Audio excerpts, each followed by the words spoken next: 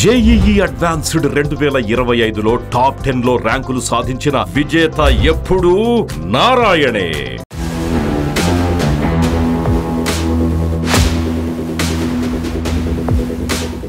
పశ్చిమాసియాలో యుద్ధ మేఘాలు కమ్ముకున్నాయి. మూడో ప్రపంచ యుద్ధం మొదలైనటువంటి సంకేతాలు స్పష్టంగా కనిపిస్తున్నాయి. ఎందుకంటే ఇరాన్ అణు కేంద్రాలను ఇప్పుడు తాజాగా ఇజ్రాయెల్ ధ్వంసం చేసింది.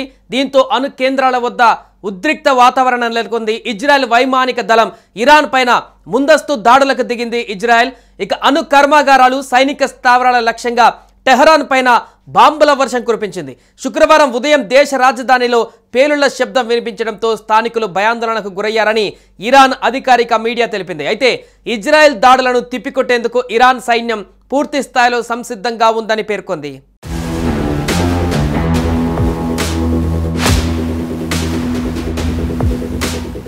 ఇక ఈ భీకర దాడిలో ఆ దేశ మిలిటరీ చీఫ్ మొహమ్మద్ బాఘేరీ కూడా ఈ దాడిలో మృతి చెందినట్లుగా ఇరాన్కు చెందిన ఫార్స్ న్యూస్ ఏజెన్సీ ప్రకటించింది.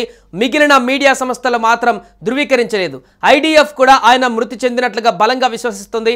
ఇక ఇజ్రాయెల్ దాడుల్లో ఇప్పటికే ఇరాన్ టాప్ అణుశాస్త్రవేత్తలు కూడా మరణించారు. వీరితో పాటు సైన్యంలోని సీనియర్ జనరల్స్ కూడా ప్రాణాలు కోల్పోయారు.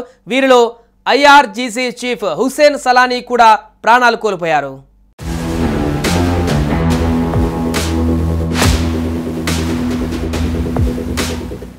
ఇరాన్ అణుస్థావరాల లక్ష్యంగా దాడి చేశామని ఇజ్రాయెల్ వెల్లడించింది. టెహరాన్ ప్రతిదాడులు చేసే అవకాశం ఉండడంతో దేశంలో అత్యవసర పరిస్థితులను ప్రకటించింది. తమ ఆపరేషన్ నేపథ్యంలో ఇరాన్ కూడా డ్రోన్లు, క్షిపణులతో ప్రతిదాడులకు దిగే అవకాశం ఉందని ఇజ్రాయెల్ రక్షణ మంత్రి కాట్జ్ తెలిపారు.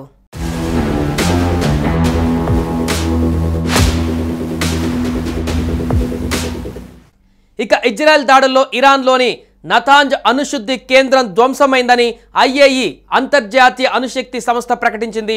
ఈ మేరకు ఆ సంస్థ చీఫ్ గ్రోసీ ఎక్స్ వేదికగా పోస్టు పెట్టారు. ఐఏఈఏ ఈ పరిణామాలపైన తీవ్ర ఆందోళన చెందుతూ ఇరాన్లో పరిస్థితులను జాగ్రత్తగా గమనిస్తుంది.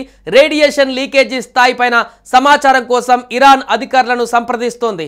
ఇక ఆ దేశంలో మా పరిశీలకులతో కూడా టచ్లో ఉన్నామని పేర్కొన్నారు.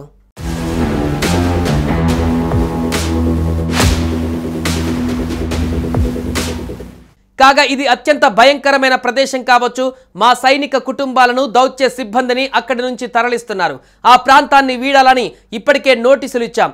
ఇకపై ఏం జరుగుతుందో చూడాలి అంటూ పశ్చిమాసియాను ఉద్దేశించి అమెరికా అధ్యక్షుడు డొనాల్డ్ ట్రంప్ వ్యాఖ్యానించిన కొన్ని గంటల వ్యవధిలోనే టెహరాన్ పైన ఇజ్రాయెల్ వైమానిక దాడులకు దిగడం గమనార్హం.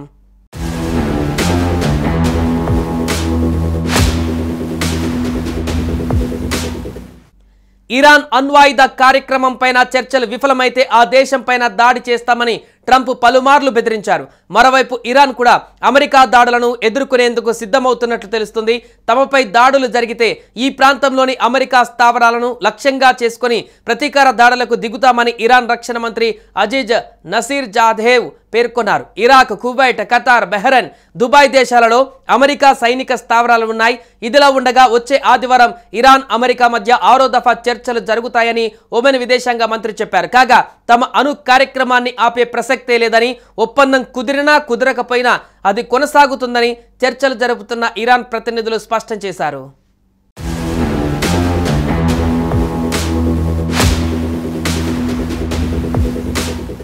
సుమన్ టీవీలో మీ పర్సనల్ అండ్ బిజినెస్ ప్రమోషన్స్ కోసం కింది నెంబర్కి కాంటాక్ట్ చేయండి.